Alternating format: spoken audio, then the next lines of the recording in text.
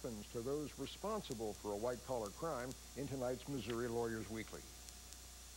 Well, caught in a swarm of controversy over questionable business dealings and faulty financial statements, energy giant Enron could face criminal charges. Underway already is auditing firm Arthur Andersen's obstruction trial. A federal prosecutor says partners at Arthur Andersen realized the law was coming when they decided to shred Enron-related documents. The Chicago-based firm pleaded not guilty to obstruction. Their defense attorneys in Houston are trying desperately to spin this as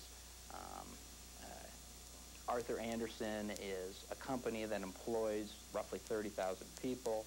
It's their livelihoods that are at risk. But again, the prosecution in that case has a really strong theme, which is Arthur Andersen helped Enron steal from the widows and orphans.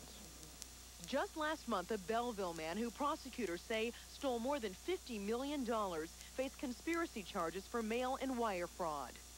He spent the money on his own interests, which was buying some national grocery stores, and then he went to South America and lived down there for a while, and until he was apprehended and brought back, and he was sentenced to 22 years in prison. So what happens to the victims of these white-collar crimes?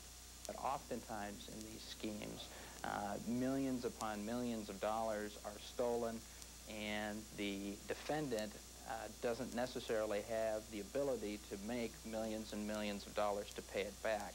So a lot of times you will see the victims really get the short end of the stick. Victims can and usually do ask for restitution from the courts. In James Gibson's case, his accounting firm is repaying $16 million to avoid prosecution.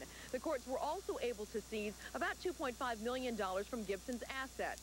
But usually, victims are just that, victims, and they get little to nothing. Back to you.